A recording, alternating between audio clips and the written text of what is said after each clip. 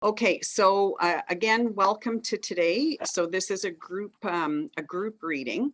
So the first thing I do when I start a session with a client is I always ask them how familiar they are with the program, just in case they're not familiar with the program.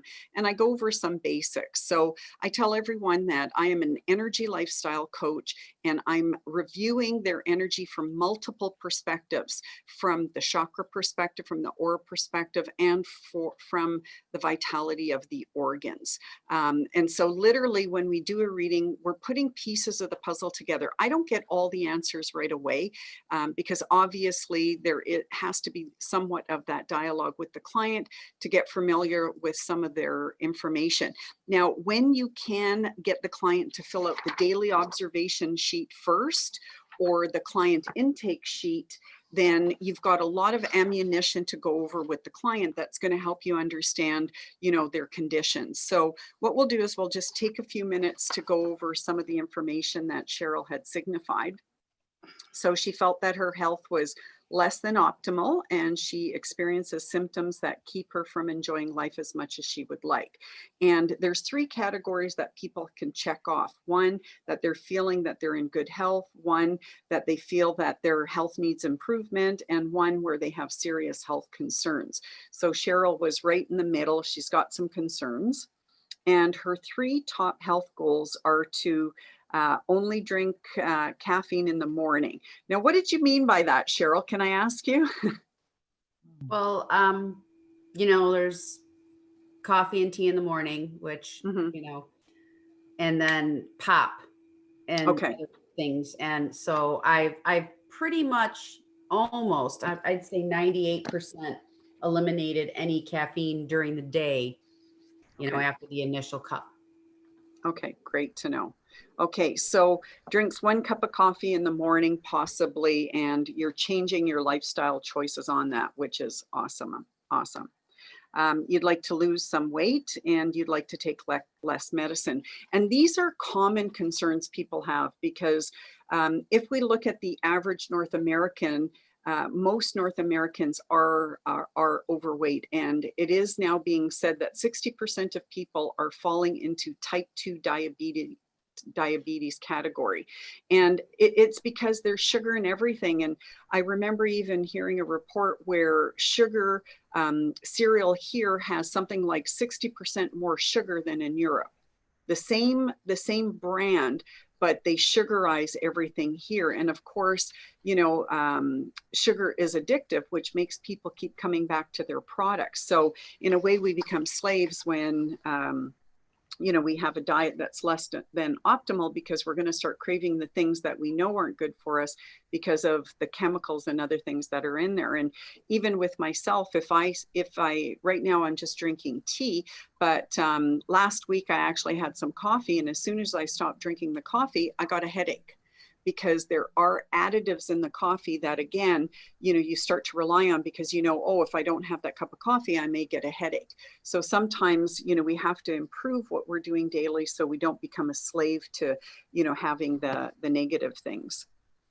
Okay, and then the three top health concerns were blood pressure, asthma, and chronic body pain. And Cheryl signified that she had fibromyalgia, correct? Yes. And rheumatoid arthritis. Mm-hmm. And then I always look at the family history to see what kind of dynamics are in the family history. So there is a history of high blood pressure, allergies, asthma, sinus problems, eye disease, arthritis, alcoholism, spinal problems, and mental disorders. So it just kind of gives us a snapshot of, okay, what has Cheryl adopted from her family dynamics, because we all inherit a lot of factors from our parents. And I just want to share with you something that I mentioned to an owner yesterday who was in my office.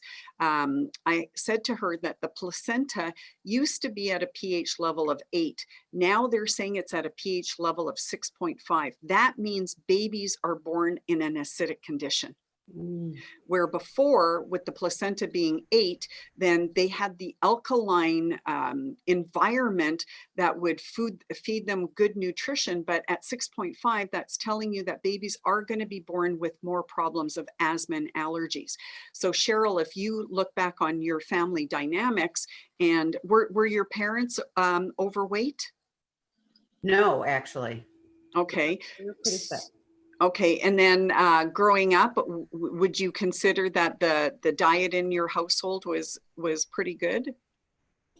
Not not really, but not on purpose. It's the way my mom grew up, Mm-hmm, um, being poor, and mm-hmm, um, my grandma not having guidance, right.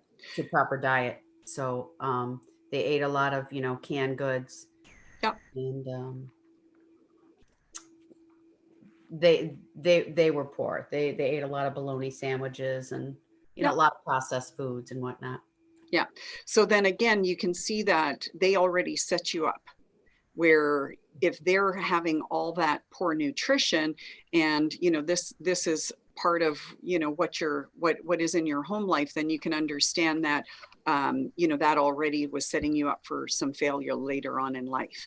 But the good thing is knowledge is key. When you have that insight and knowledge and you start working towards things, then things can improve. And one of the things that I always let everyone know, I want you to make this change for 1 week.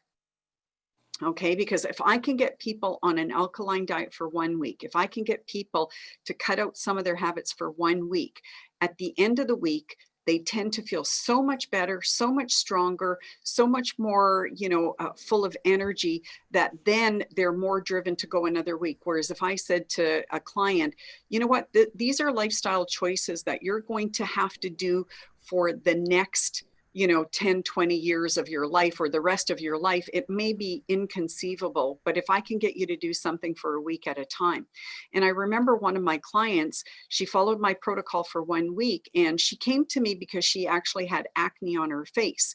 Well, that started clearing up within the week. But what she didn't tell me is that she suffered from depression, and that alleviated with it that week. She didn't feel depressed the whole week. And again, imagine having that pure fuel that all of a sudden your body starts to react and you have more energy and you have more motivation, then you're more likely to go beyond. So it's all about stages. So again, I always think 1 week, just do 1 week. 1 week is doable to most people. Okay, and then the medical history. So there was a few things here. So Cheryl, why don't you just take it away and tell us more about like the medications you're on? Let's start with that. Okay. So I'm on antihypertensives. I started on lisinopril after I had my son. I had pregnancy-induced hypertension. Also, I had transient hypertension when I was in nursing school. Go figure, whatever that stress was. Mm-hmm, Um, but after I had my son, the high blood pressure didn't go away, so I had to stay on lisinopril with a diuretic. mm-hmm, Um, and about a year ago, for the first time, and my son just turned 15, um, they took my blood pressure a few consecutive times, and it was still elevated, 130 over high 90s, mm-hmm, And I brought it to my doctor's attention. I just said, this is the first time it's still stayed on the high side. I mean, usually I'm in the 120s, low 120s and over 80s or possibly high 70s. So he then put me on another antihypertensive, Norvasc. So I'm on mm-hmm, two. mm-hmm, Um, for the fibromyalgia and possible rheumatoid arthritis, they had put me on methotrexate, um, very strong drug that some cancer patients have been on, and it brings down your immune system. mm-hmm. So I would take that like four or five pills on one day, and 1 day of the week, which was weird. And then I was taking iron and vitamin D3 Mm-hmm. as well. But I stopped the methotrexate. It was starting to really concern me after about a month of taking it, or two Mhm. months. I was like, I don't have good mojo about this. Like, it doesn't make me feel, I'm Yeah. not comfortable with it. I've been on Celexa, anti-anxiety, anti-depression. Um, I've been on ADHD medications, but I'm not on that anymore. Mhm, mhm, Trying to think what else. Ambien. I don't sleep well at all. mhm. Um, my husband snores really bad. Now I do too, but I'm a light sleeper. So I've had chronic insomnia, like horrible sleep. Mhm. It got to the point where I begged him, begged him for something. I can't. Sometimes I had to literally just go sleep somewhere else. Yeah. And I'm just so tired. Um, Also, I have restless leg syndrome, so I take Requip for that. Mhm, My legs will jerk because my hips and my knees are always hurting. Always have to mhm. reposition. Um, what else? Yeah. Because of all the medications that you are on, one of the things I've learned that, different medications have different contraindications. And often what ends up happening is you start taking one medicine for one thing, and then all of a sudden there's other issues that become, in a way life threatening, that you're put on other medication, and it's almost like ricocheting. So, and this is a hard thing. I know you want to get off the medication. So, how do you see yourself getting off the medication? Well, since I quit my job at the end of March due to COVID, and I Hmm. was compromised, that was a huge stressor. Right. Um, my body isn't hurting as much with Hmm. the joint pain, chronic joint pain all the time. Oh, I do smoke cannabis. Hmm. I'm trying to come off of it because it also helps me sleep hard, like along with the Ambien. Hmm. And then when I have a big, like a migraine or horrendous body pain, I smoke cannabis.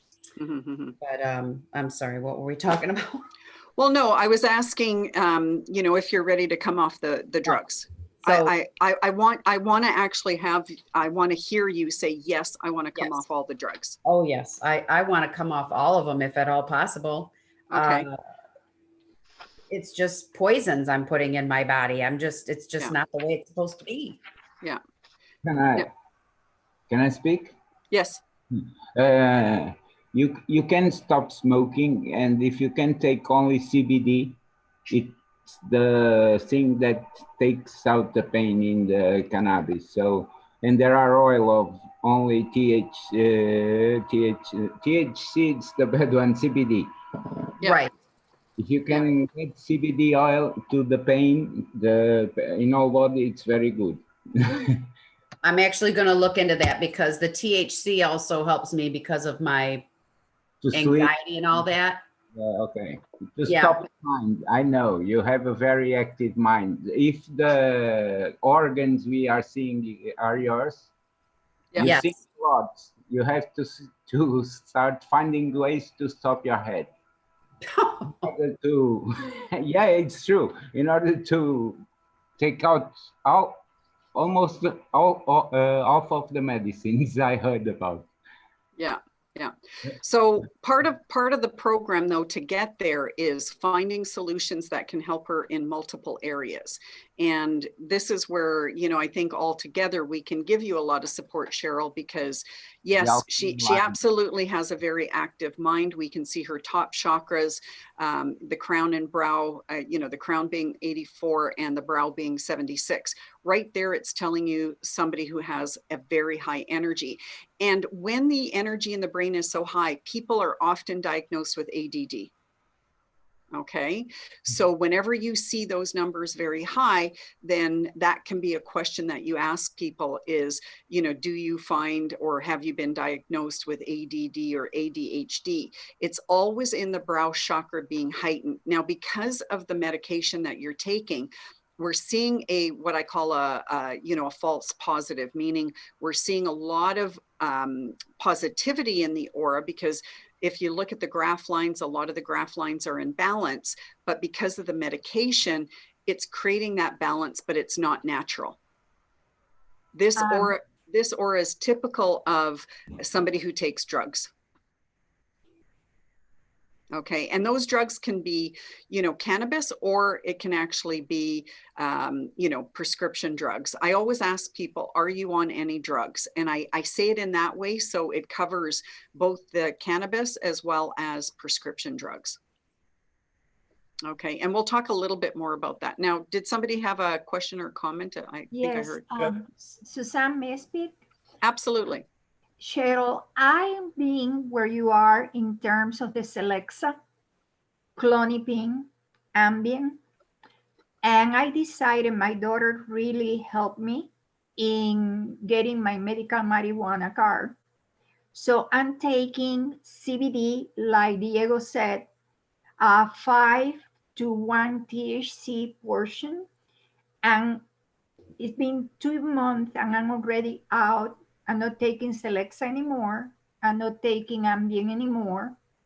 And I'm just taking half a milligram of the clonipine, because that is the one that is longer on your body and can give you nightmares.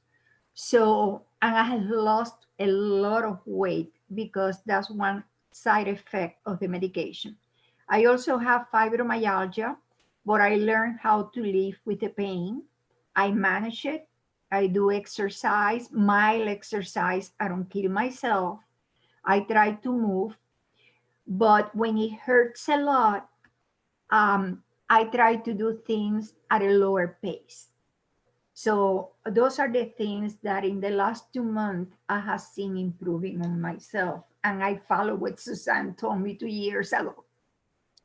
Nice. So Thank you. Thank you very thank much. you so much for letting me talk.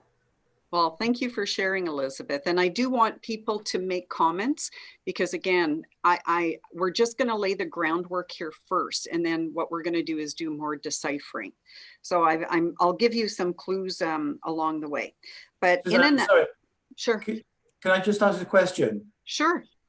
Cheryl, if you don't mind me asking, this reading is today? You've taken this reading today? No, this was back August 10th. I did send one today, but she may not have had time to review it since it was earlier today. So yeah, but because I had already prepped everything with the information, right. We can take a look at that if we have time later, but I wanted to base the reading on this one. So, and can I just ask, so this was taken on August the 10th, and on that day, Cheryl, had you taken cannabis that day before you did the reading?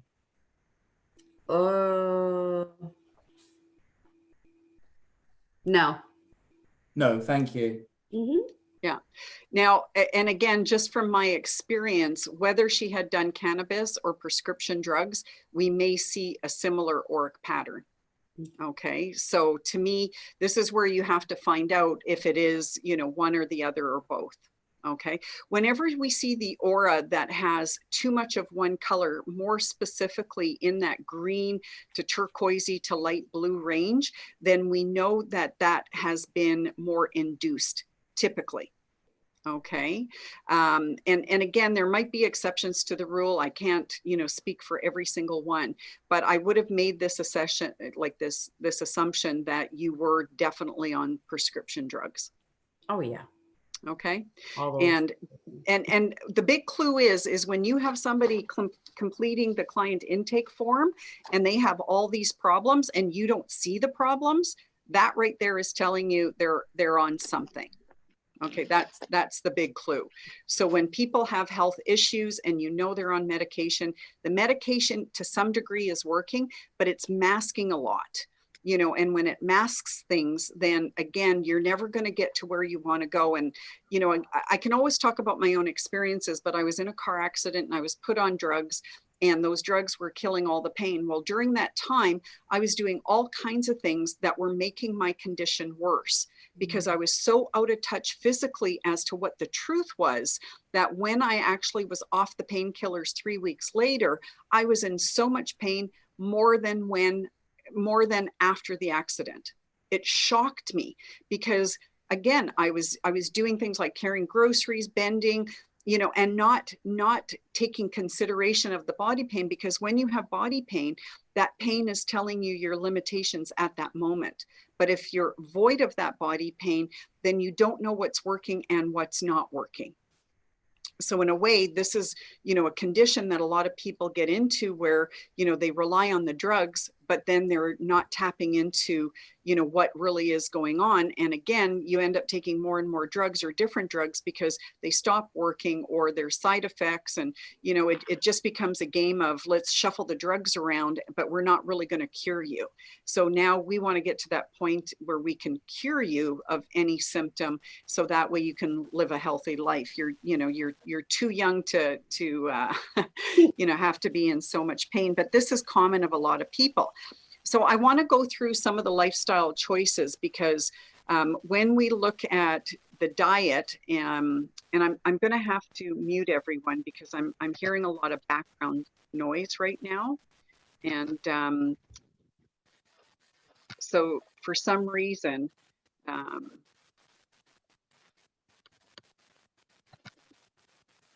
so I'm just going to mute everyone. And then as you talk, you can unmute yourself if that's okay. So with the lifestyle choices, Cheryl's doing meat products, so beef and pork, eggs, cold cut sausages, hot dogs, cheese, milk, butter, bread, pasta, rice, potatoes, fried food, cereal, chocolate, candies, chips, as well as fresh fruits and vegetables, frozen fruits and vegetables, canned. If we look at the order, obviously fresh is the best. If you can't get fresh, then get frozen. Canned is sort of on the, you know, the end of the spectrum as to what you want to eat. Okay, so as much frozen or frozen or fresh as possible. And then it looks like you're drinking a variety of water, which is fine.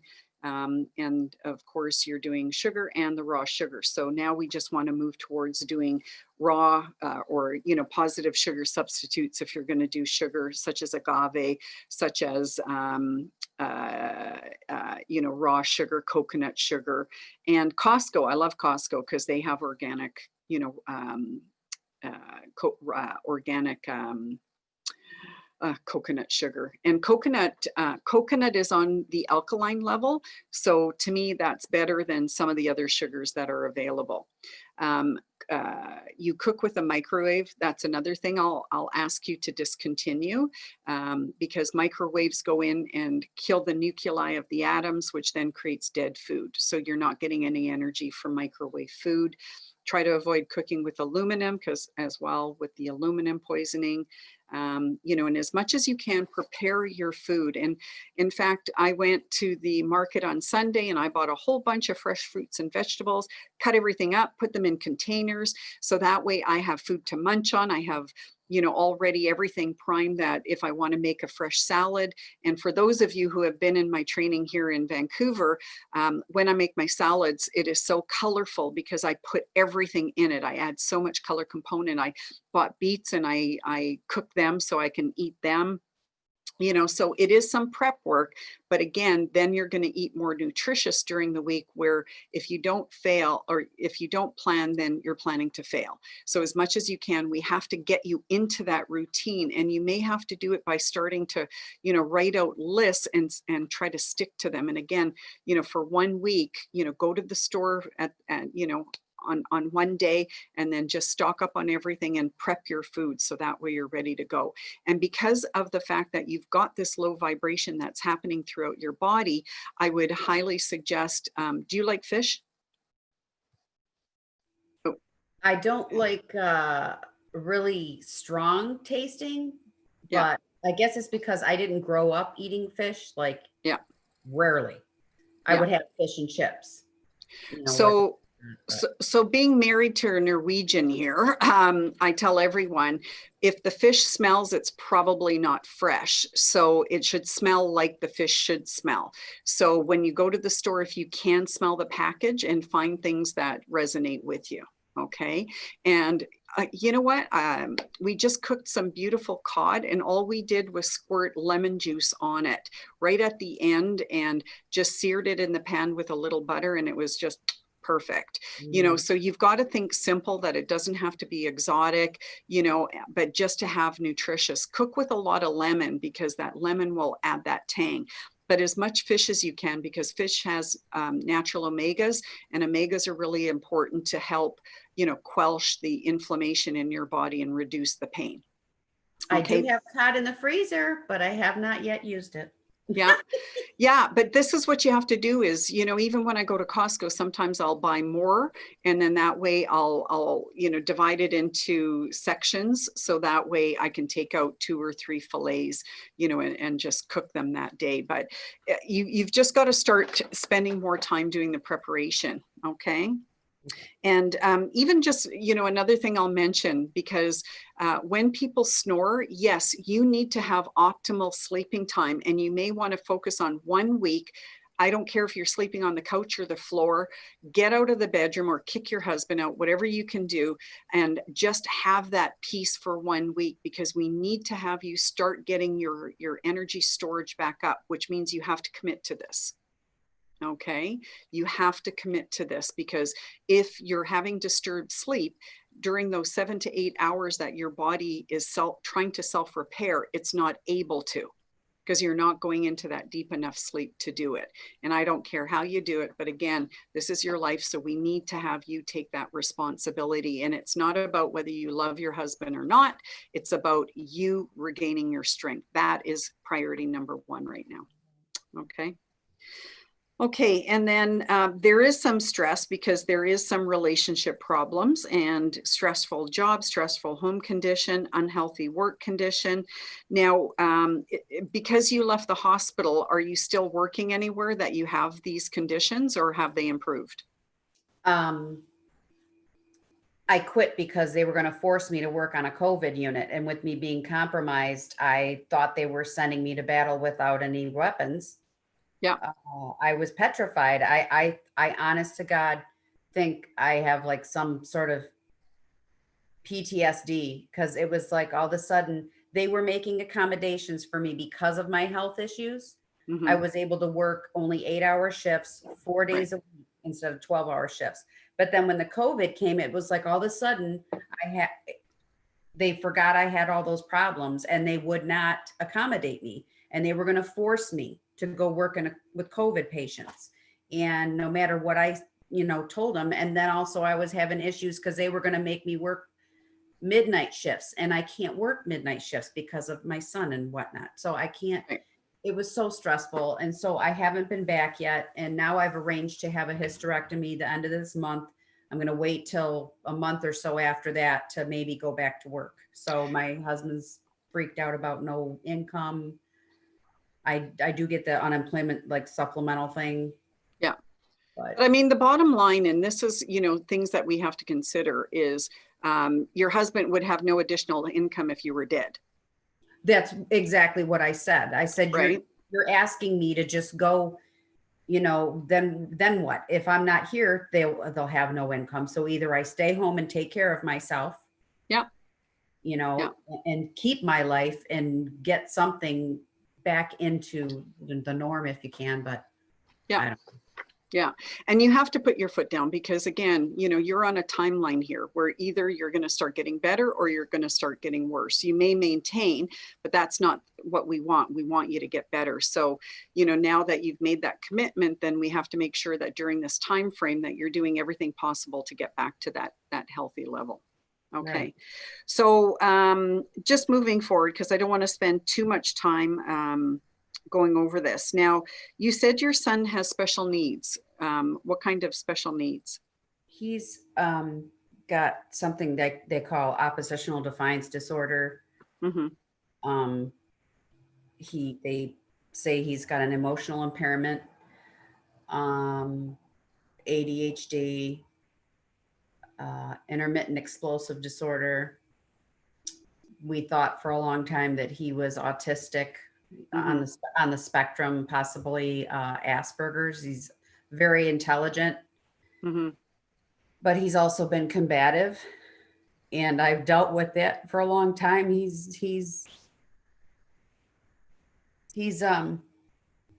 I feel broken. Yeah.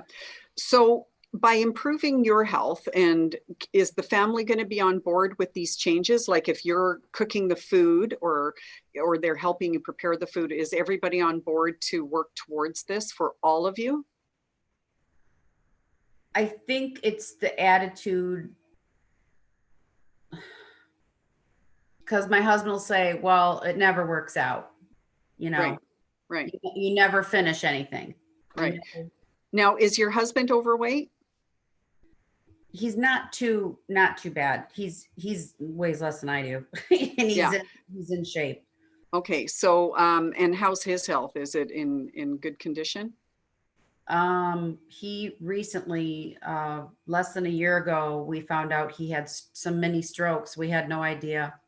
Okay. And he has So this is also about his health too, and your son's health. So, absolutely. you know, again, this is where everybody has to be on board. And it may be that, you know what, yes, I've given up on programs before and I may give up again, but without your support, it's not going to happen either, or it's going to take longer for me to do this. And because your son is 15, hopefully you can just make these changes and he'll adapt to them. But sometimes, yeah, I mean, I know what it's like, you know, I'm an ex-smoker from way back when. I haven't smoked for, you know, for, well, 30 years, but I remember how many times I had stopped smoking, you know, and just would start again. It's a process that we have to get through. But the more you're prepared, then the more you can move forward. And I don't care how many times people have given up. That means nothing to me. This is the time that, you know, you can do it. Right. But That's you what need, I'm trying to say. This is the rest of our lives. This is that's it. right. Yeah. But I don't even think it might be, I don't know if you have to give them the choice, just start doing it. Because when you do it, and you know, this is because what I find is sometimes Nikolai will say, we're having veggie burgers, you know, and I'll say, yeah, we're having veggie burgers. So the choice is either you're eating the veggie burger with me or you're cooking yourself. And he'll go, okay, you know, and he's really good because he cooks a lot. But my point is that, you know, there has to be that compromise. So either they eat with you what you're making or they're on their own. Right. And so you have a little bit more control of that. And so again, load up your fridge with all these vegetables and cut everything up in advance and make it mandatory that you're having that salad with every dinner. And sometimes I'll have the salad as an appetizer before the main meal. So we're filling up on salad and we have less. And everything is about portion control, right? Everybody gets one piece of fish. And, you know, now too, if you want to have a little meat, you buy, you know, a nice healthy chunk of good meat, and then it's cut into 3, you know, so nobody eats too much. And you don't buy 3 steaks, you just buy 1, you know, and do the things where you're controlling the portions and you're controlling things that you know are going to be healthy. And there's so many recipes online. Sometimes I'll just put in, you know, cod, lemon, and I get all these recipes. And then I just find one that I can, you know, adapt. But have some staples in your house that you really like, you know, like if you like lemon or lime or, you know, olive oil or avocado oil, have some of these things. And I'm happy to share recipes with you because I love to cook, and I've made a lot of very healthy recipes that are easy to do, and you can make enough that will last 2 to 3 days. Okay. So it's a lot of it is prep work, but I can see that there's, you know, a lot of things we can tweak with the diet. And, you know, again, if we look at the fact of whatever you are, what you eat, then you can understand if you're not eating well enough, no wonder you don't feel well. Right. So the first thing that you have to do is, you know, start changing the diet. So there's a lot of symptoms that you've checked off here. And, you know, again, I try to make it as easy as possible. When people have checked off a lot, I just go right to the root, and from there we build up. And because we can see that your root chakra is weakest, then that's where we want to focus. So let's first start talking about the chakras. So this way, you know, again, we can start looking at how we see the energy flow. So I'll let you guys jump in and talk about what you think about Cheryl's chakras.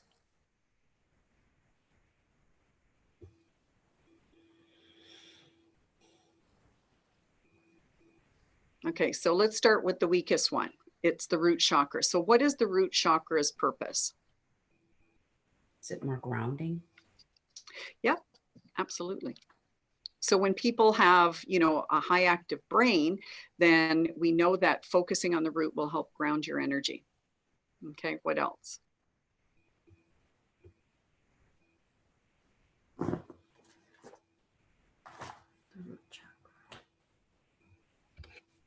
The root chakra is your basic life source.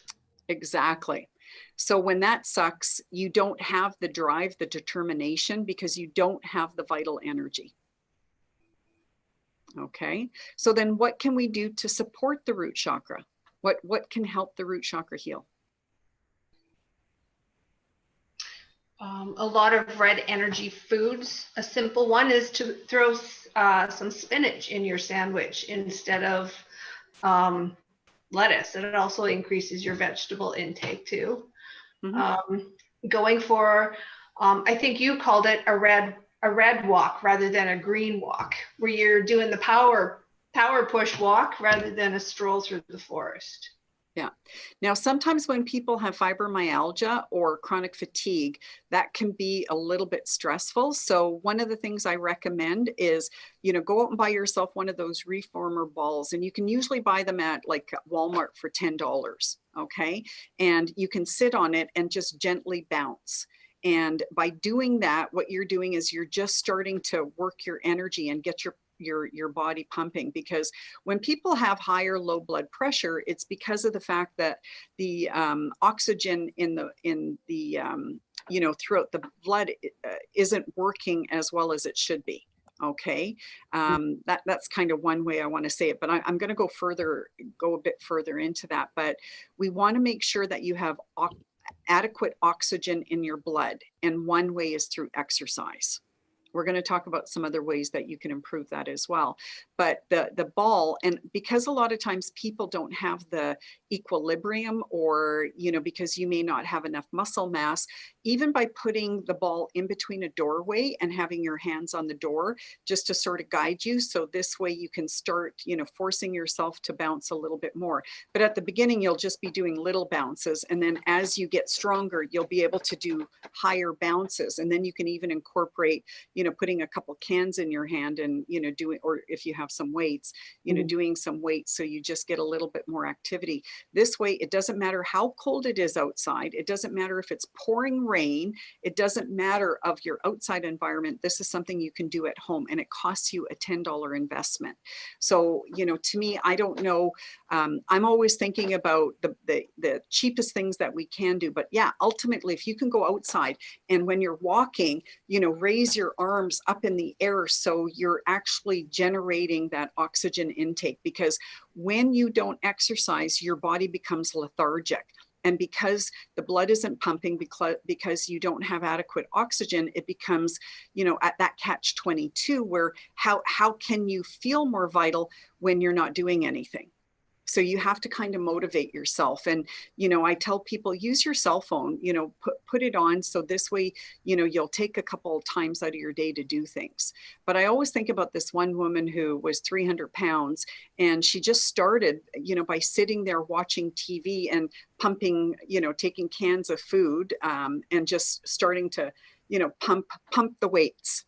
And she did it during commercials, and then it ended up being longer and longer and longer. That's sort of what we want to get to with you, where take those baby steps and, do 2 minutes of jumping on the reformer, or 2 minutes of just, moving your hands with cans or weights, just getting that heart rate going up as much as you can. And even just, stamping your feet, things like that will get your heart rate going. But you've got to be doing this 2 to 3 times a day to build up the energy.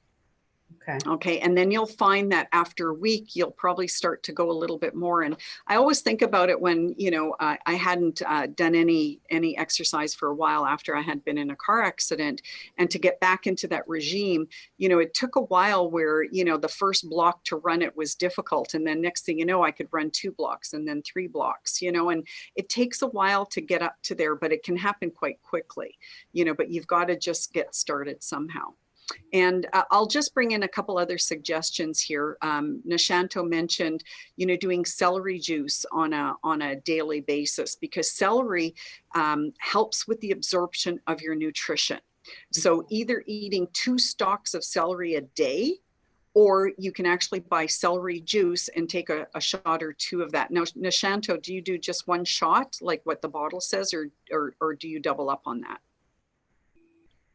Okay, I'll let her type because her speaker's broken. So I'll see if she heard me and can type back.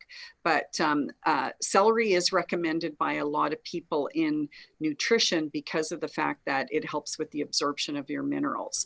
And celery is alkalizing in nature. And of course, celery has a lot of the water element in it. So it will help to get the water into the cells. Because one of the things we don't know with your picture and with your graph analysis is whether or not you're dehydrated.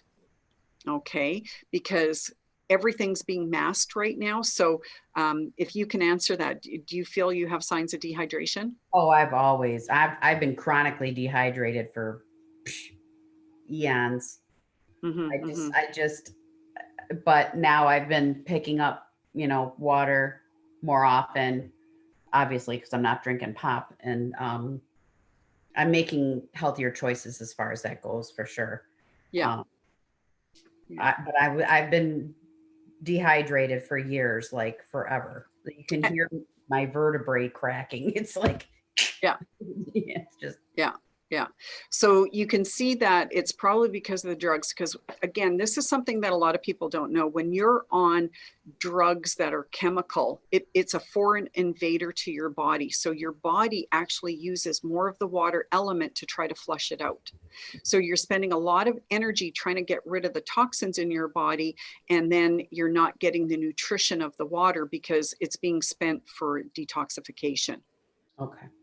So Maria was asking what dehydration looks in an aura. It's a lot of gray. The more gray there is in the aura, the more the person is dehydrated. But because when people are on drugs, what ends up happening is often the thyroid starts to work overtime and it creates more perspiration. So do you find that your palms get sweaty, Cheryl? Sometimes, yeah. Yeah. So the more sweat you have on your palms, that's more indicative that your body's trying to get rid of more toxins. Okay. And this is why a lot of alcoholics will actually palm sweat, is because their body can't handle the incoming alcohol, because especially when it's pure alcohol, because a lot of alcoholics will drink vodka because vodka, you can't smell it. So a lot of times what happens is it becomes too much stress for the kidneys and the liver. And so the palms are one way for the body to sweat out the toxins. So a lot of alcoholics will perspire profusely. So their aura will be solid blue.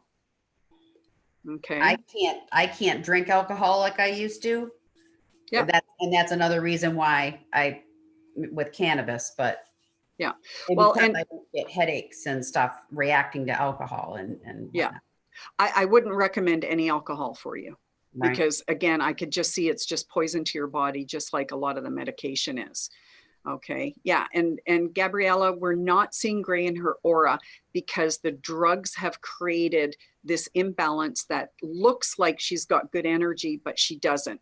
Whenever you see a lot of green, turquoise, or blue in the aura where it's predominant, the first question, or, a couple of the first questions you want to ask is about the fact whether or not they do drugs or alcohol. Okay. The more blue it is, the more it tends to be alcohol related. Okay. Yeah. Okay, so just going back to the root chakra, because one of the things that I've learned is when the root chakra is weak, then that can be indicative that you're not absorbing all your nutrition. And it's a catch-22 because again, if you're eating a lot of this, what I call food stuff, it's not food, it's food stuff or food substitutes, then your body isn't getting the right energy. And so therefore you can understand that your root chakra is low. The number one physical function of your root chakra is to maintain your health. Okay. You're failing at that. Okay. So we have to make sure that you get, good food. And when you look at my holistic checklist, which was one of the files that I sent. And again, I'll resend everything. So this way you guys get everything. I don't care if you get it twice. I just want to make sure you get it. But on this sheet, you can see right there physically all the things you can do. Well, a lot of this is red. So the food that you eat, that feeds your root chakra. The fluids that you drink, water especially, feeds your physical body energy. And water is all the colors. Okay, exercise is red energy. Sleep is red energy. Okay, now breath work, not necessarily red energy. That's more in relationship to the heart chakra, but it still comes, from that physical level into your body. And sunlight, trying to get some sunlight during the day. Okay, so if you look at the basic essentials of life, it's mainly to do with feeding your red energy. So if you're not doing the basic essentials of life, no wonder your root chakra is weak. And it's the root chakra on that emotional, mental level that give you the right attitude to pursue forward, because the red energy is just do it. It will not take excuses. Okay, all the other chakras interfere. The yellow will say, you know what, I'm smart, I know all this, but I'll do it later. I don't have the time right now. The orange will go, well, I just want to enjoy life. So I don't want to have any kind of action plan, or the blue will say, well, I haven't organized my thoughts yet, so I can't quite do it. So every chakra will interfere with your success. The root chakra energy is the only chakra that says, screw all you other chakras, we're going to do it. But when your root chakra is superseded in power by every other chakra, then you can understand you don't have the drive, you don't have the determination, you don't have the vitality. So number one, we have to get the root chakra up. I tell everyone that as soon as you tell me you have a physical symptom, I already know we have to work on the root chakra. I already know you have to play with that red energy. You have to bring in that vibe of the red energy to get your mojo back, because otherwise it's going to be extremely difficult. And then that way, if you get any flack from your family, you're going to say, screw you, this is my health. It's not about you anymore. Because then you'll have the power and the drive and the determination to do so. And it's sometimes the tough love has to come into play, because it's tough love for yourself and it's tough love for those that you love. Because if we look at some of the problems of your son, it could also be exacerbated by, your lifestyle choices. Right. So the more you could do with, do this with everybody on board, but ultimately you're still in charge, meaning if you make the change, they'll follow you, in most cases. Right. And we'll see what happens after the first week, right? Because you're going to do this for 1 week. Yes, I am. Okay, so now just going back to also the crown and the brow being the highest chakras, what can you guys assess from that? She needs to hug some trees. Oh. It's also good for the root chakra. It helps with the root chakra. Yeah, And it quiets the 6th and the 7th. Okay. If you can feel the roots of the tree, a real hug. We can hug people now. Let's hug trees. No kidding. That's a good one. Okay. Beautiful.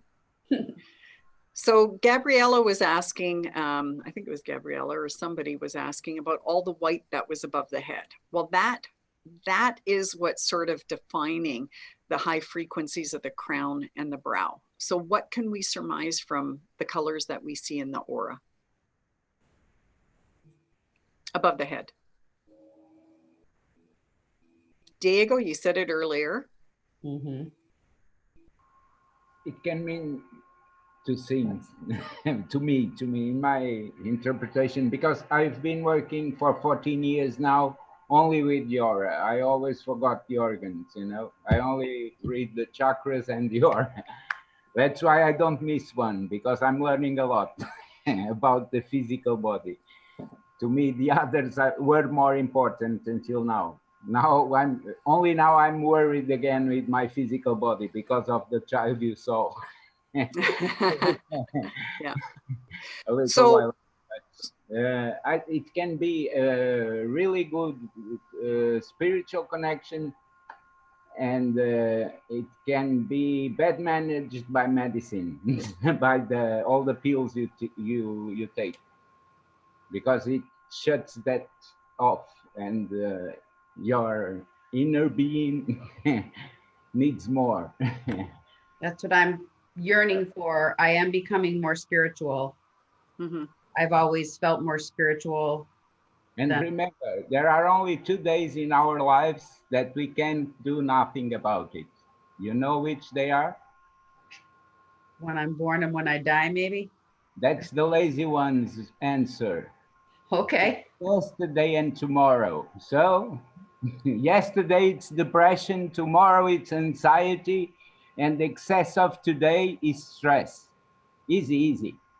Very easy. Right on. Yeah. People are very lazy regarding themselves. 99% of the people give me the answer you have given. The day we born and the day we die. There are two, but there are many more. Right. So when you see a lot of high frequency in the brain, it is somebody that has a lot of thoughts.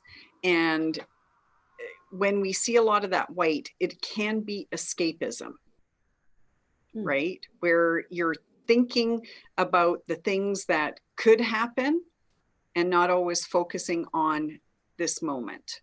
Okay. So again, also your back brain is high. So that also tells me that you'll bring a lot of consciousness in from the past. And, you can't replay things. You just can't replay things because it is part of the past. You have to, move forward and live more in the present. And, because of the fact that we're seeing a lot of that high frequency, then it is grounding your imagination and grounding your sensitivities. Okay. Because otherwise you'll pick up on a lot of crap from other people, but that's just, again, going to interfere with your ability to maintain good health. So you can't pick up on other people's stuff. Okay. Mm-hmm. Okay. So then moving into the aura. So let's delve in. What do we see in the aura?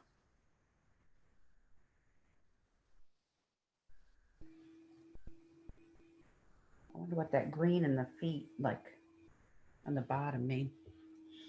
Well, that's actually nice. I mean, to me, you're wanting to move forward with that peace, with that balance. You're trying to get to that level, but we can see that there's other colors that are interfering with that.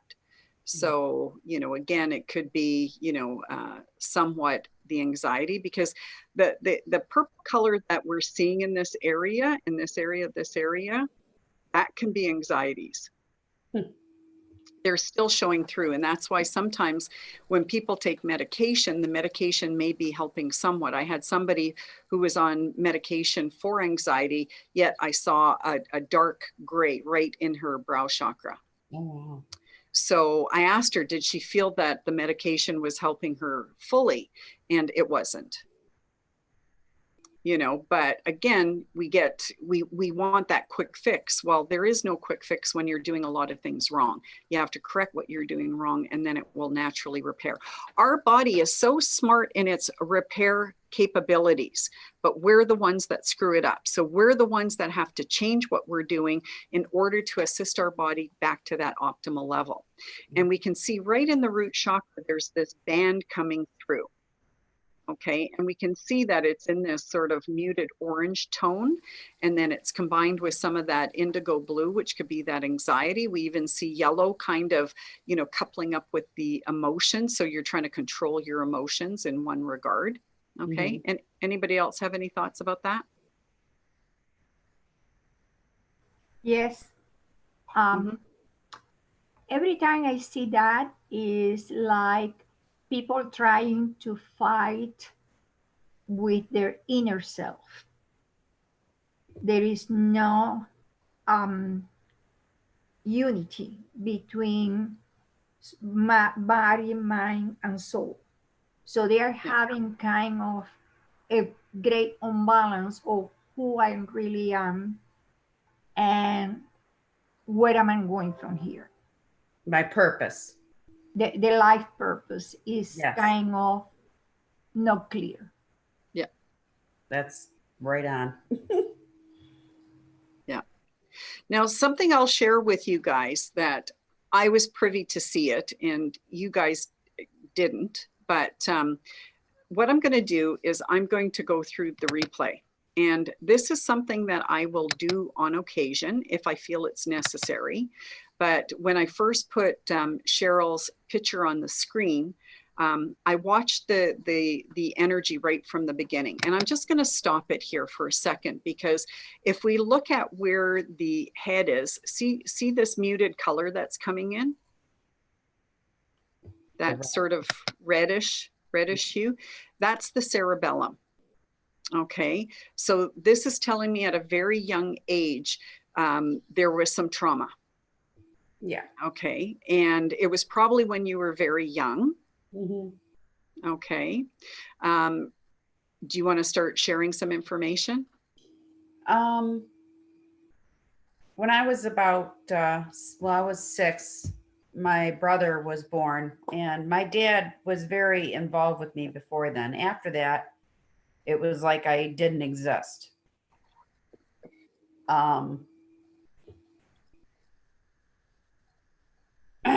And so then I started school, elementary school, and I was the one that everybody picked on. So, over time, my dad started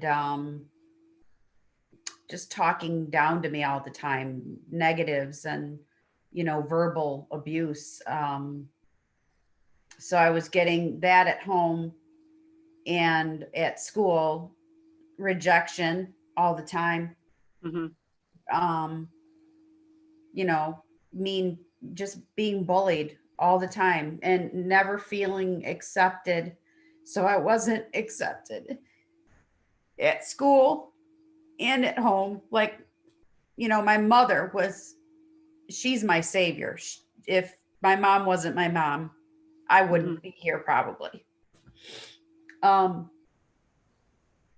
But my dad and I had a really bad relationship growing up. All it was yelling, and you never clean your room. You never. And my grades were bad. I because of the ADHD, and my generation was just before they started putting all the kids on Ritalin. So I struggled. Every parent teacher conference was, Cheryl's smart. She's just a daydreamer, certain things I couldn't hold on to because it didn't catch my interest. And I read slow.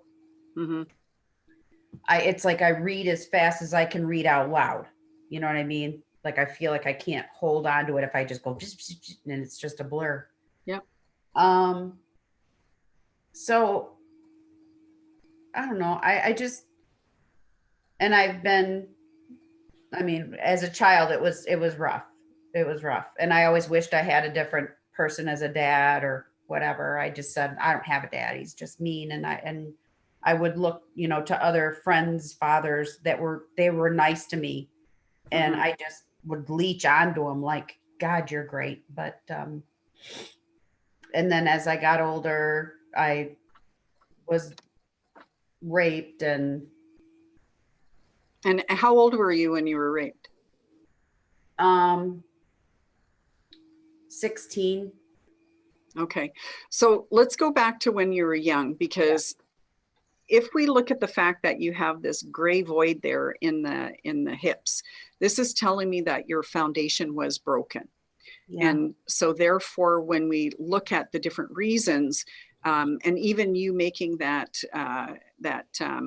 comment about the fact that, you had wished for another father. So there is that disconnect with, the possibility of somebody within your support system, because the root chakra has a lot to do with your support system. And often it gets broken when we're young. And that's one of the reasons why we'll see it at a lower level. And it doesn't always catch up with us until we get older, because similarly, when we're younger, we tend to have more confidence. And then as we get older, we can lose some of that confidence based on all this, all these experiences in our life. So at a young age, you lost some of that confidence because of the fact you had somebody who belittled you.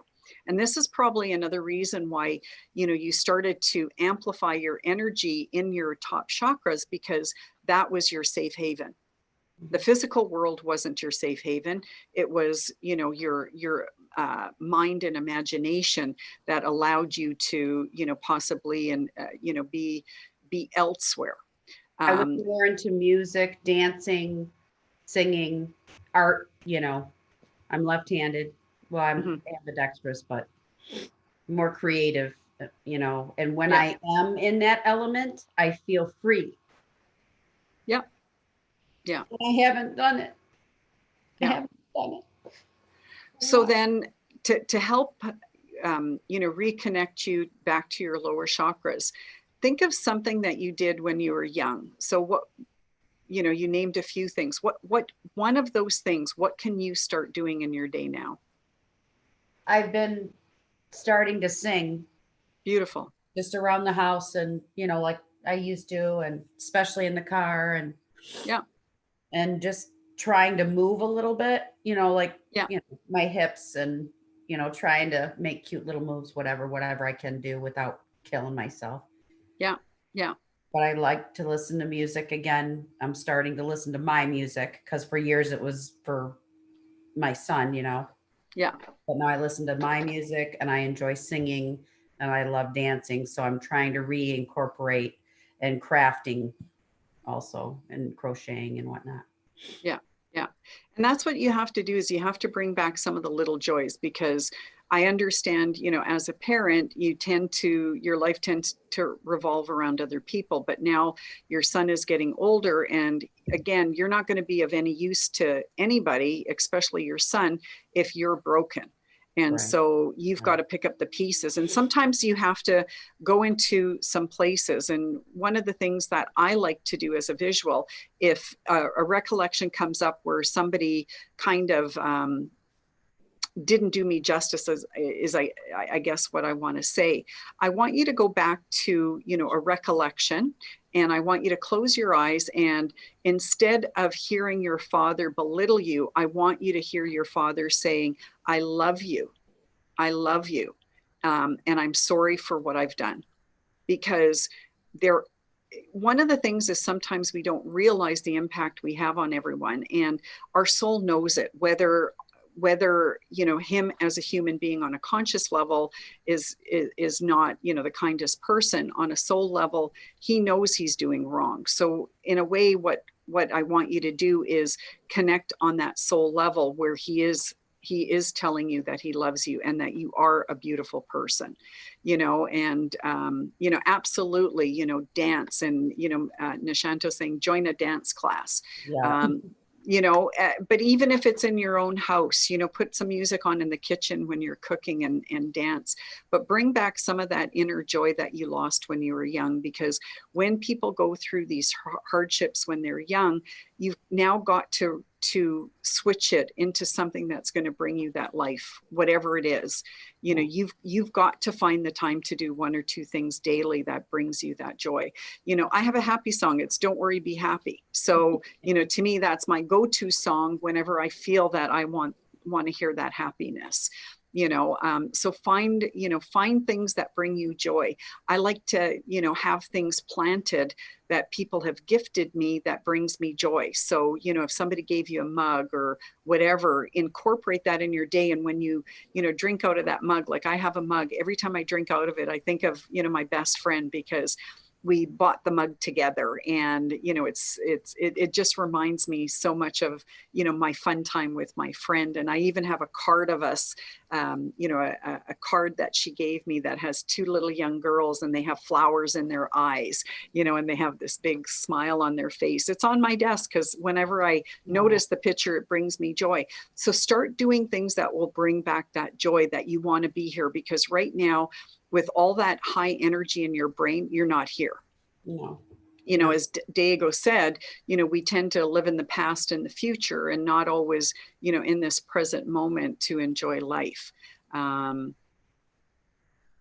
Yeah, and Nishanto's also suggesting NLP to help get rid of the negative voices and that you can input positive ones. Right. You know, and that's why even with the visualizations, visualizing a happy outcome. So that way, you know, you're building a different picture. Your mind does not know the difference between reality and fantasy. Okay. So you've got a real picture in your mind, try to replace it with an imaginary one, because I also believe in um, uh, multiple universes. And so therefore, you know, if you can envision that you're in a different universe where your father was a kind and loving and gentle person, then again, that might help you, you know, heal that end of things.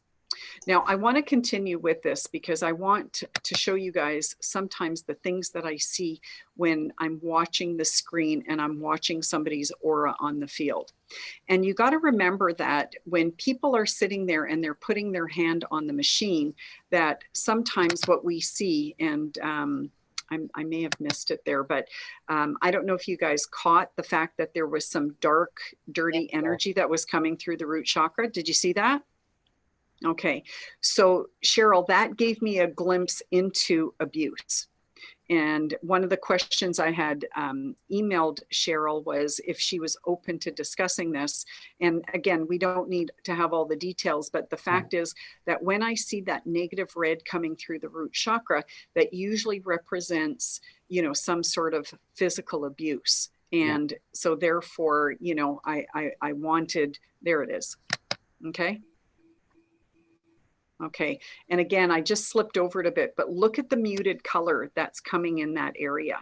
It was sort of sliding from a darker red to sort of this, you know, muted darkness. So when I see colors like that, then that tells me that on a, you know, on some level, there was something that happened. And when we see it in the root chakra like that, then it is typically some sort of abuse, whether it's a mental abuse, emotional abuse, spiritual abuse, or physical abuse. And you actually said it was multiple abuses, you know, and when you shared that your father, you know, was belittling you, then of course, you know, when you're at a young age and you have somebody who is supposed to be one of your mentors, somebody you can go to as that safety net, but you don't have that safety net, then you can imagine that at a young age, that root chakra could have been disturbed, right? Yeah. Yeah, and I'm just getting some notes here, and Pauline was saying the chakra light sprays. And when we're working on healing people, you also have to understand that because you're resonating a lower frequency in the root chakra, then you're also attracting lower programming. Right. I don't want to say it like that, but you're attracting that same vibe that Law of attraction, right? You're emitting. So this is one of the reasons why we use these different tools. And I actually put the red spray right beside me because this is one of the products that I love to use. You can spray it right on your root chakra, but the whole point of these essences is the fact that you have to raise your vibration. And because maybe mentally, physically, spiritually, and intellectually, you're weaker in the root chakra right now, you need to work with resonating tools that will automatically increase the power. Okay. You don't have to be consciously aware of it. And, you know, it's one of those things where I've seen a lot of shifts happen because until you are ready, you may not remember all the programming. Because one of the things Anthony taught me when he came here to teach me about his alchemy products is he said that until you start raising the vibration, you can then let go of the programs. But if you're not consciously aware of them because you're in that lower vibration, then you're not going to be aware of them. So you have to raise your vibration to have the power and the potential to let go of the programs. Okay. And even though I talked about some of, you know, the information about kind of, you know, retraining your brain to have different memories, you know, more positive memories, because, you know, I think we all can attest to this, that sometimes we may have not been as nice to someone as we could have been. And that could have impacted someone, but as we grow, we forget about, maybe our time of being mean. And so a lot of times when people grow older, they wish they might have been a little bit nicer when they were younger. And I always think about this one guy, apologized to me. And I said, why are you apologizing? And he said, because of this. And I went, I don't even remember that. Right. But he remembered something that he did that wasn't very positive. And my whole point is that we sometimes don't remember things that happen to us. And sometimes we remember things that happen to us in the same way. We may not remember when we were mean to someone, right? Just as we may not remember when we've been nice to someone. So my whole point is that, you just have to kind of come to terms with some of those things. So by visualizing these people who were mean to you, envision them now apologizing to you. Because on a soul level, again, we all know the difference between right and wrong, but we don't realize sometimes the impact we've had on other people. Yeah. Okay.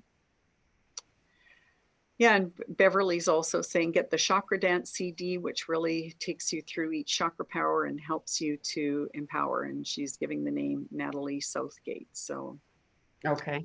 okay. And I probably missed some of the comments that people have been making, but the bottom line is you've got to rev up your root chakra by doing as much red as possible. Get these red tools in that resonate that frequency of red to raise that vibration, right? You want to get that vibration much, much higher than it is today. Okay. And we're already a little bit over time. And one of the things that I wanted to go through, just to show you guys a little bit more, I'm with Diego. I work a lot on the psychosomatics, and yes, I will touch on some of the physicality, but to go into a lot of the healing. I know Stacy's helping you with, probably your diet and some other things. So, but you do have to change your diet. That we know is an absolute must. Yes. Okay, I'm going to chime in. Okay. I've been telling her for years about the diet, and we finally, it's unfortunately, excuses have been made for years. Yeah. Due to family doesn't like this, family, and it's easy to make excuses. But yes, Cheryl has the tools. She knows them. And I told her, so I'm glad you did this today, because this will now catapult her into moving forward even more so. Yeah. Because, again, we have to look at when we're abusing our body over time, it's just going to shorten our life cycle, and you already know that there's, more after life.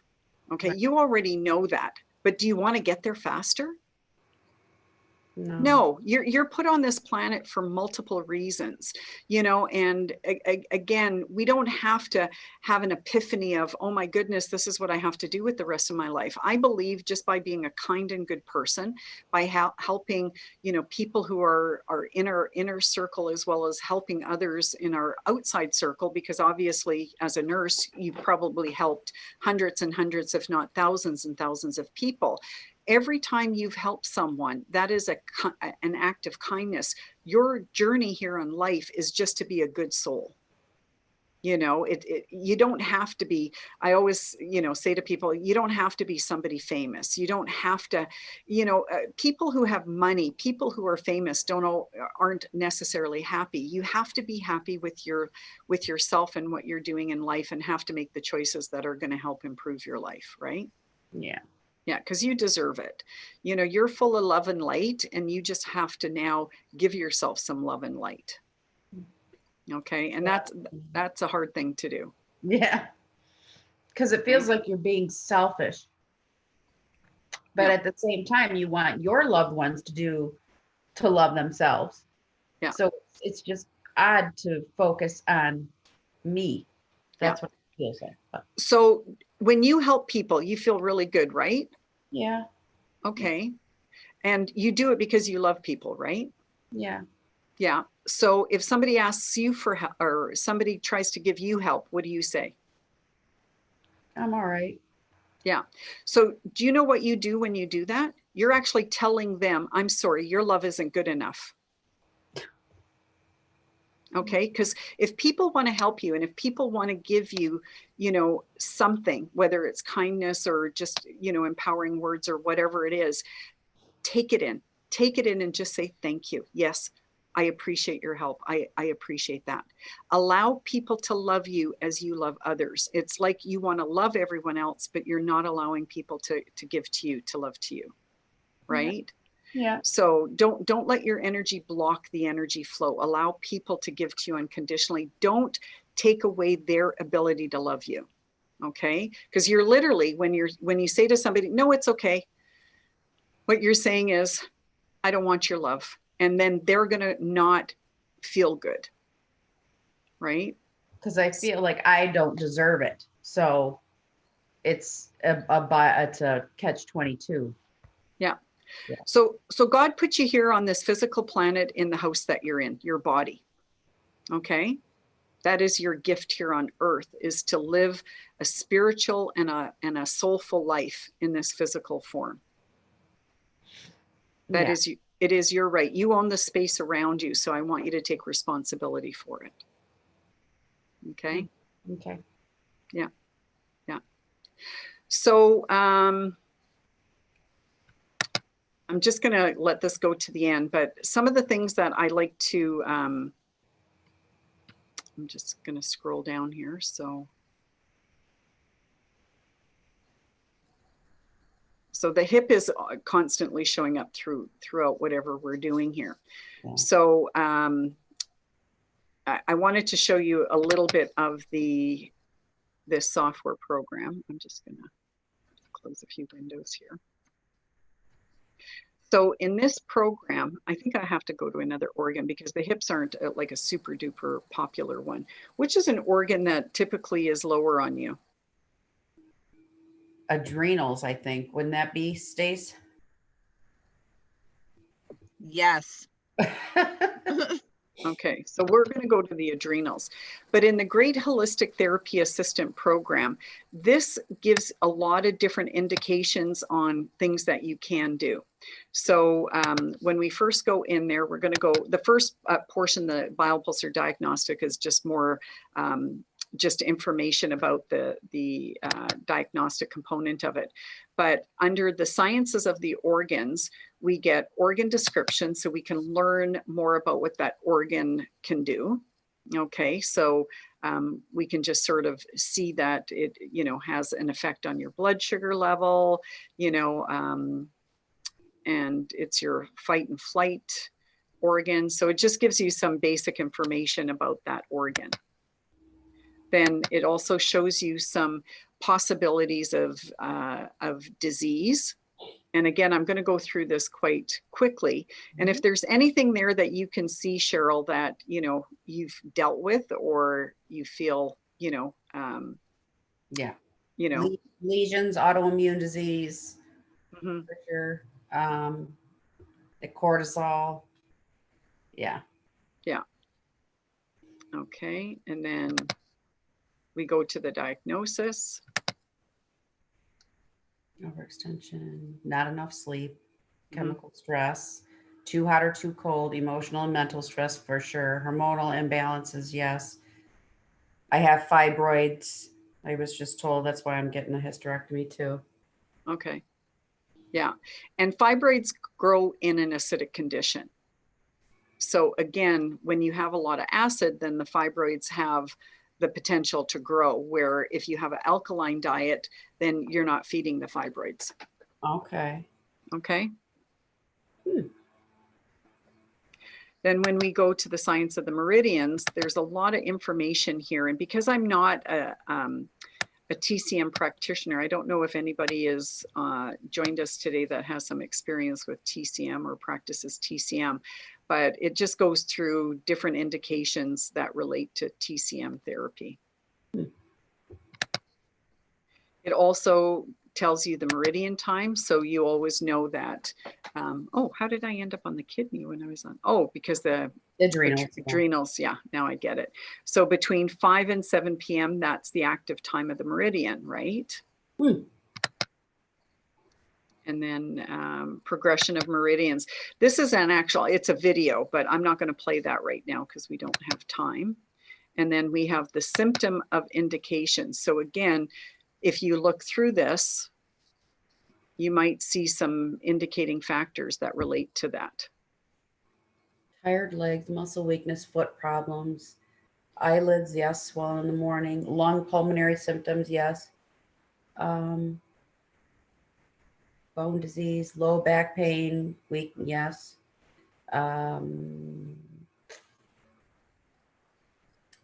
Swelling, pain in the soles of feet, big time, like plantar fasciitis and Mm-hmm. a lot of foot pain. Plus, because I was doing 8 to 12-hour shifts. So you're on your feet all day. Yeah. Yeah. Yeah. Okay. And then did I go there? Symptom? Yeah, that's where I was just, sorry. Okay. The diagnosis. I have a lot of scalp soreness, like, and that's why we thought maybe psoriatic arthritis or something, because I had lesions or something on my scalp. But then Stacy and I were talking, we realized the top of the head is, I guess, a meridian for the, was it the adrenals or the? Yes, it's the adrenal. It's the adrenal point, the top of the head, the meridian. Very sensitive and sore a lot. Now, have you been diagnosed with anemia?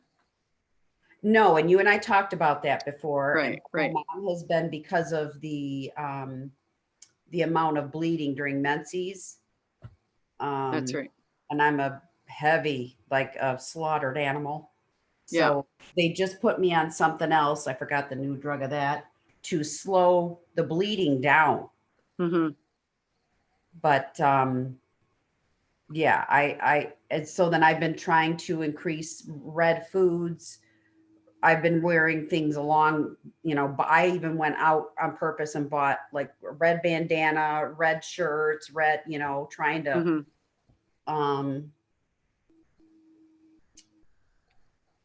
but yeah, I have skin issues. I've had eczema. So skin conditions are, again, indicating that toxins are trying to come out of your body. Yeah. So the way I look at it and the way I teach it is that in order to get rid of crap out of your body, it has to come through a hole. And if it's not coming through a bowel movement, whether it's number 1 or number 2, then it's going to come out either through your skin or it's going to come out through another hole. This is why people will vomit, because it's a radical way that their body needs to get rid of toxins. And that's why, for example, if people drink too much alcohol, what do? They throw up. Right. Because the body can't handle the alcohol and it just needs to detoxify. So people will have runny noses, they'll have, ears with liquid in them. The body will somehow try to perspire the toxins out or try to expel the toxins out somehow. Okay. Or years of Mountain Dew. That's one for most people.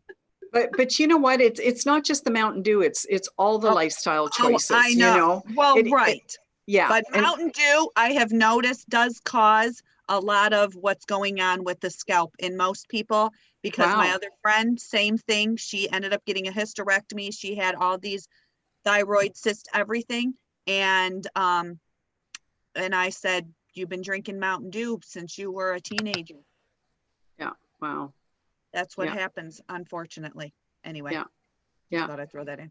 Well, and again, if we look at all the possibilities, I'm sure it's a contributing factor with any kind of pop, right? Because pop in itself is just, pure sugar with crap.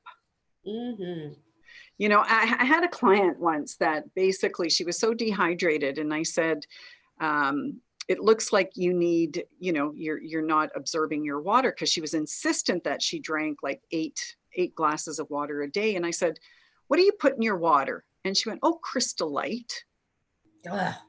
So, people don't get it, that's just, chemical crap. And I put a slice of lemon in your beverage, right? This is lemon and some herbs in there. So I drink a lot of herbal teas because there's a lot of nutrition in herbs. So, and it's a great way to refreshen your beverage. I like cucumbers, lemons. Mhm. So here again, you can see the night sweats and all kinds of symptoms that are related to the adrenals and the cheeks. kidneys. Absolutely. Now, for anybody who's into the teeth association or the spine, the Great Holistic Therapy program goes into this as well. So then you can see that it's the front teeth that are related to the kidneys. I have, these are bonded, Hmm. but I constantly have problems. And I've been grinding my teeth since I was a kid. And now for, I don't know how long, I've been clenching a lot too. Yeah. And again, that can relate to a nutritional deficiency. Okay. You know, your body's going to use more nutrition to try to counterbalance the drugs and, you know, the things that aren't conducive to your energy. So the more you can clean up what you're doing, then again, I think you'll find that, you know, you'll be able to reduce the amount of medication that you're on. And I know Stacy will help you, you know, help you do that. Oh yeah. Yeah. And just to show you the spine connection in this software program. Oh, geez. Okay. Always a problem. Yeah. And then in organ language, this is going into the psychosomatic. So you can see the anxiety, the sadness, right? Mm-hmm. Shock experience can lead to paralysis. Yeah. Hmm. Yeah, but you can see on the other side, when your adrenals are supported, you'll be fearless, you'll have courage, you know, you'll come to resolutions with things, you'll have that excess stamina and willpower. I've been listening to Louise Hay. I just started listening to her, so I really like listening to her. Yeah. So again, a lot of information in order to sort of, you know, help you along. And then affirmations. I'm big into affirmations because to me, I just love, you know, saying things that will sort of put me on the right track with any attitude. And look at this. It has, Louise Hayes is talking about it's safe to grow up. Yes. You know, you didn't probably feel that safety, right? No. Yeah. And then some of these therapies, you know, can be European based, but again, you can see that it's going into some of the herbs, horsetail, yarrow, right? Goldenrod. Some of these we'd have to find out what they might mean in North America, because bearberry leaf could be barberry or bilberry. We'd have to look at that. Yeah. And here, you know, making yourself some teas. And, you know, if you go to the tea store, like a good herbal shop, teas can be quite reasonable. You can just get 25, you know, 50 grams or, you know, 1 ounce of a tea and get a couple different ones. And like I said, put lemon slices in there. And I know a special tea person. There you go. I'm big into tea right now. So, and then homeopathic indications. So for people who have an understanding of homeopathics, then again, this software goes into different homeopathic remedies. Then we also have the Schussler salts, which is salt therapy. That's also very big in Europe, but it indicates, you know, the salts that can be helpful in regards to helping maintain balance. And then it goes into flower therapy, which both Bach flowers, and then as well, it goes into flower essences. Oh. Okay. And then nutrition therapy, generalized. So there you go. There's the celery again. For Schmidt soup. For Schmidt soup. Okay. All right. Oh, it looks good. But again, your green leafy vegetables, right? Fruits. And then Ayurvedic protocols. Proper nutrition. Yeah. And then more traditional Chinese medicine. Oops. So, black food. Food strengthen the kidney, yang, serum milk. Okay. Legumes, rosemary tea. Okay. And then at the end, it just gives some other general protocols. So I Stacey, just, do you have this? no, Okay. no, this is one of the other support softwares. And again, just to reiterate, AuraMed, the system that most people buy are the diagnostic components, like the chakra software is diagnosing the chakras. The Aura software is diagnosing the auras, as well as you get the vitality of the organs with the numerical value. And then the graph is the medical component that was certified that gave the indication for the, the medical component. And then the additional, what we call support softwares, run through the Aura software. So you have to have the Aura software in order to run them. And then there's different protocols. So we have the ChromaLive, we have the Great Holistic Therapy, which I just introduced to you. We have the Auroscope, which is psychological. And for participating in this today, Cheryl, I'll send you your Auroscope report to give you more psychosomatic information for you to look at, because I appreciate, the fact that you allowed us to do this. And I know we can continue with this reading. There's no doubt about it. I'm sure you guys probably had more to say, but we're going to have to start winding it up now. So any final questions that anybody has, or comments that they want to say to Cheryl? Or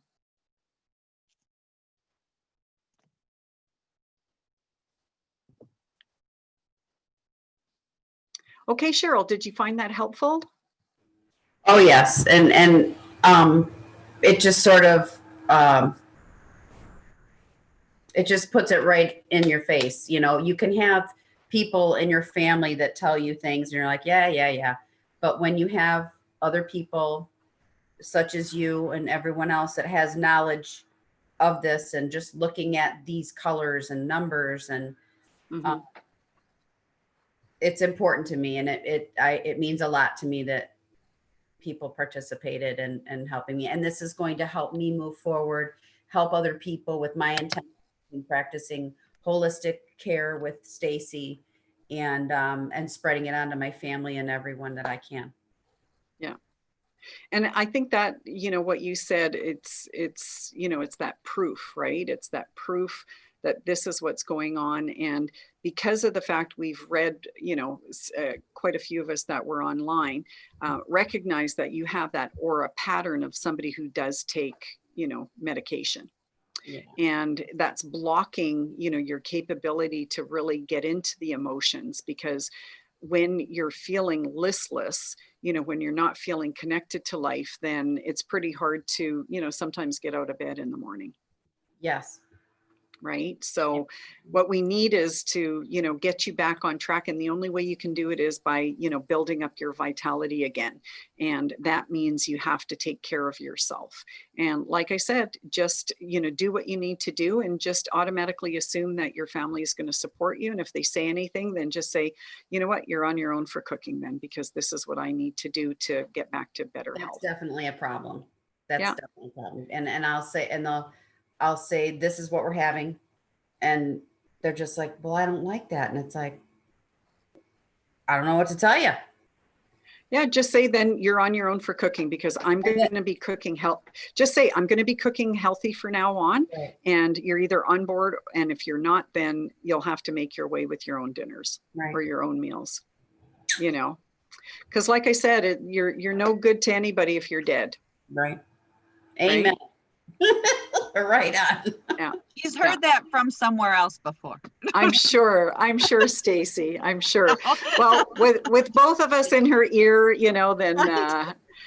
then and I will want a progress report in a week from you, just to hear, where you're at with everything. And you have Stacey as a cheerleader, and you've got me as a cheerleader, and I know we're all going to be praying for you that you get back to optimal health. Thank you very much. Yeah. So I want to ask a quick question about this software. So then when like right now, obviously you utilized it with Cheryl today.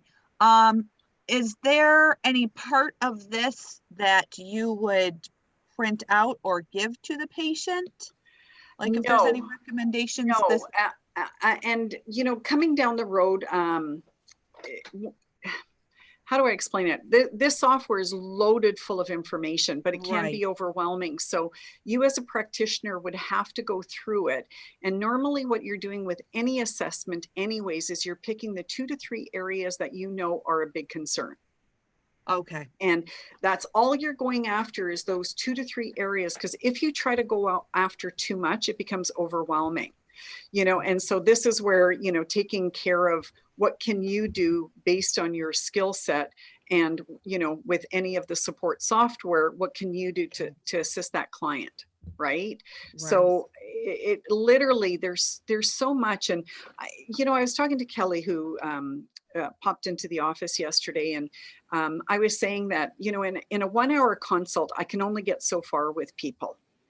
If I have 2 hours, I have so much more. But also, you've got to be smart. And right now, with, you know, everything that's going on because of COVID, in one way, I think it's a blessing, because we're going to be forced to maybe use Zoom or other sorts of virtual medium platforms to be educating people. So one of the things that you can do is let people know, and this is what I've done in my clinic over and over and over again.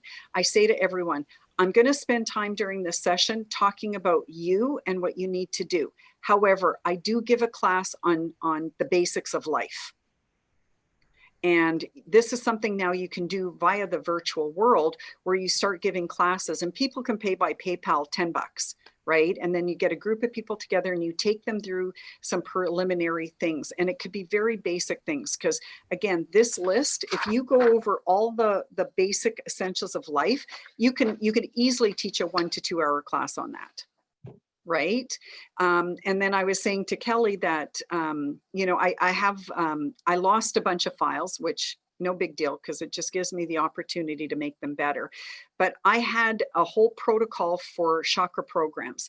So I would teach a class on the red, and I had my introductory email to let people know I was teaching this event, to thank you for joining this event, to thank you for attending this event. So I had 3 emails that I put together for each one of the colors that I went through in the chakras. And I had a flyer. So now I'm trying to find all my folders, but because of everything that I'm doing, I think it's going to be a project more over the holidays.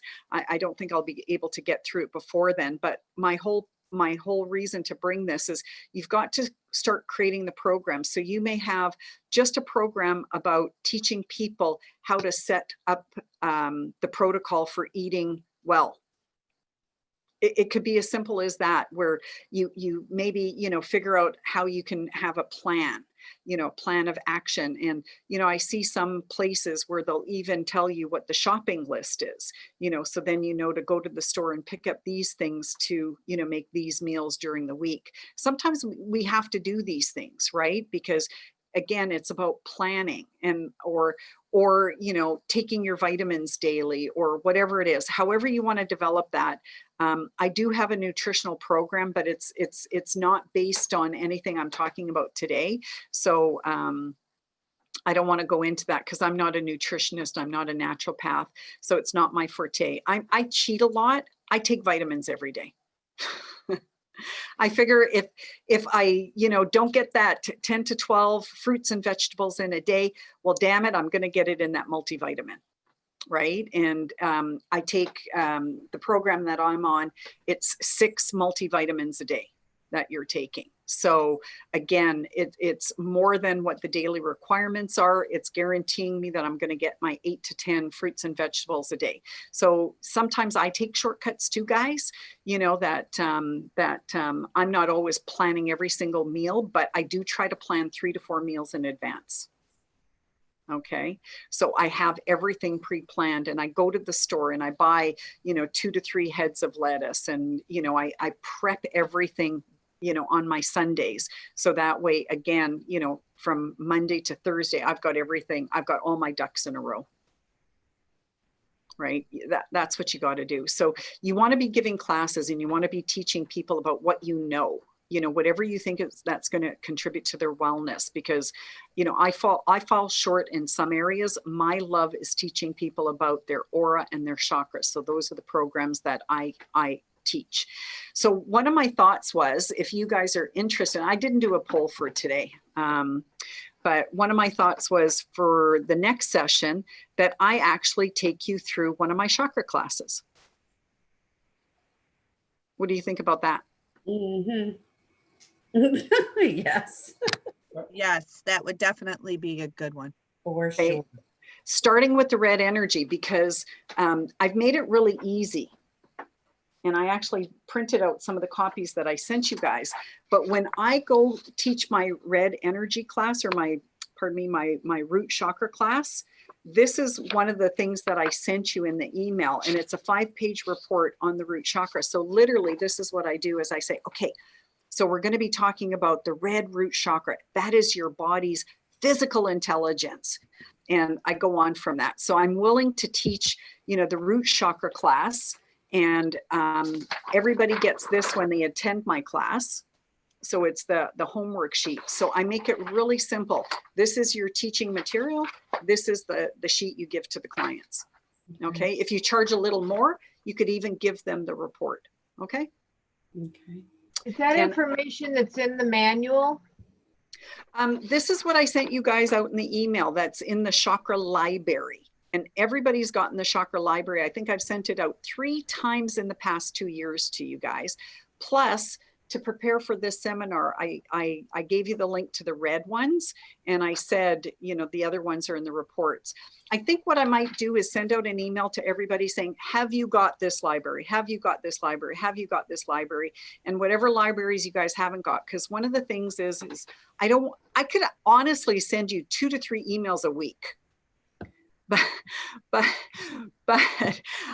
I these are emails that I've sent you over time. So I'm willing to resend them over and over and over again and talk about them so you guys know what I'm sending you. Because if you don't understand that these are my 2 hottest sheets that I'm always giving these out in sessions. This one in my mini sessions, this one in all my longer sessions. I think there's so much value in these. And I wrote them for a reason, guys, not to sit on your desktop, okay?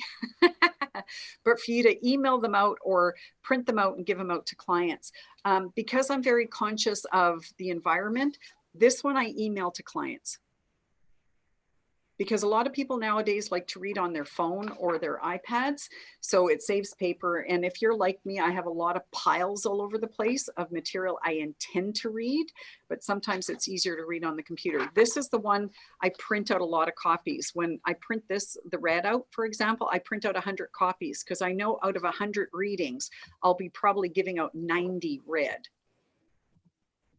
Right? There'll only be about 10% of the people that their root chakra isn't going to be their lowest. And when I give the seminars, and this is another thought, especially with what's going on with COVID, you can start with the red and weekly give a chakra, Zoom class or whatever forum you're using. Start with the red and work towards the violet. But I tell people, if you miss a class, don't worry, I'm just going to redo it. And then as soon as you hit violet, you go back to red and you just continue and you find new people to join the classes. So what I found is people were taking the classes all the time. And, if they missed a class, they know that they could catch it next time around.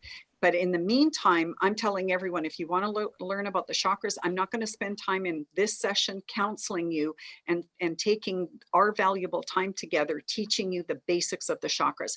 That's why I have my class. So I encourage people to take my class. And people sign up for it because they know I'm not going to waste their time teaching the basics. I want them to take my classes. So I have a class on how to read the aura, and all it is this booklet, and you all have gotten this booklet.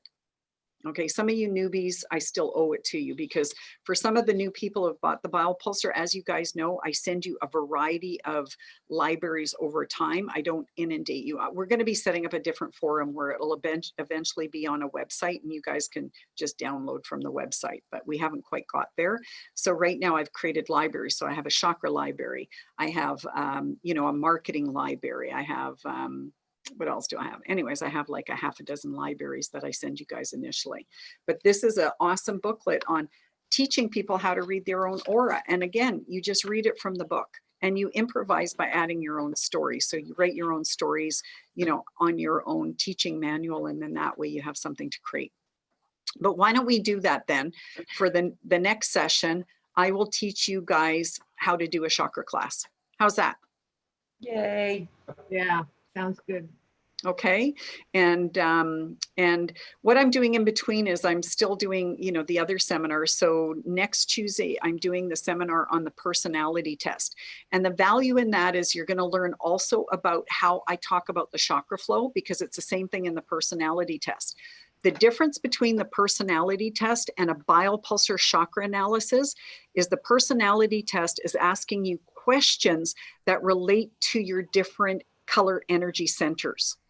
And this is how you normally think, emote, believe, act, okay? Whereas the biopulsar scan is an accumulation of your energy until this moment in time. So it's telling you how your chakras are flowing today or at the time you take the scan, but that doesn't necessarily reflect how you think every day. Okay, although I could probably say with Cheryl, you know, without a doubt, that if she did the color personality test, the root chakra, the red intelligence would be low on her. Okay, but I wouldn't necessarily make the assumption, because in her aura, we're seeing a lot of that bluish hue. And because her crown and her brow are very high, I don't know what her dominant energy is constantly for thinking. Okay, I suspect, and I don't think it's the colors we're seeing today. I'm gonna go look back today, actually, after this, at Yeah. my newer ones. So yeah.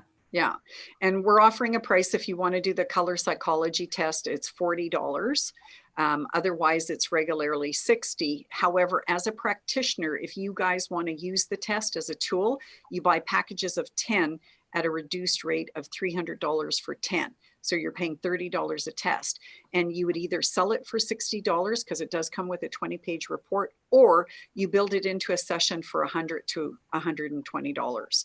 And then that way they do the test, and then you spend a half hour analyzing the test with them. So the fee for the test, you know, your cost would be $30, and then you're charging them whatever on top to do that half hour consultation over the phone. So you don't have to see your client. They can do it online, and then you're analyzing their test results over the phone or through a Zoom conference call. So is Okay. that a class that you're going to be having, or? Yes, on Tuesday. That's Tuesday's class. Okay. So how do we, I don't know if I know about that class. Yeah, I sent everybody an email a couple days Okay. ago. Yeah. All right. I'll check it. This week you should have gotten 3 emails from us. Okay. Okay, I'll and have if to you look. didn't, let me know if you don't find it in your inbox. For some reason, I'm having a problem with Yahoo and Gmail accounts. So if you didn't get it, and Brian, for some reason, one email I sent you bounced back to me. So I don't know if you ever got it. I resent it. It didn't seem to bounce back, but when they bounce back, I don't always have time to go, oh, Brian's email bounced back, you know, because I have to go to the back end to find these things out sometimes. So I don't always see what bounces back to me. So if you didn't get 3 emails from me this week, just shoot me over an email saying, I got this one and I got this one, and then I'll know what to send you. But I'm going to do an all-encompassing email just based on today, okay? Is that the color energy personality test? Okay. All right. I did get it. All right. Yeah. I just spotted it. Okay. Yeah, it's another tool for your toolbox, because one of the ways I've built up my success is I've got tools in my toolbox. I have the Chromalight pen light to do light therapy treatments. I have the Biopulsar, obviously, to do my scans, which I base everything on, unless I can't work with somebody face to face, which also is another conversation, because I've had a few people recently ask me, can you do the Biopulsar remotely? Yes, you can. You can actually do it surrogately.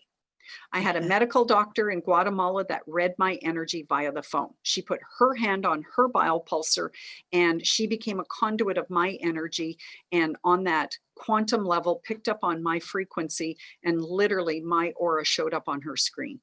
My health showed up on her screen. So how do we learn that? Because that's a question that a lot of people have been asking me. Yeah, and you have to then understand the science of quantum energy, because there's a lot of quantum devices that are out there. It works on the same principle. You become the surrogate because you have to place a hand on the biopulsar, right, to get the Okay. reading. So what you're doing is you're placing your hand on the biopulsar. You set up a time for the client. You can even prep the client and say, I want you to go into yourself, you know, and envision that I'm going to be picking up your energy during this session, because you want them to consciously prepare and give you permission, right?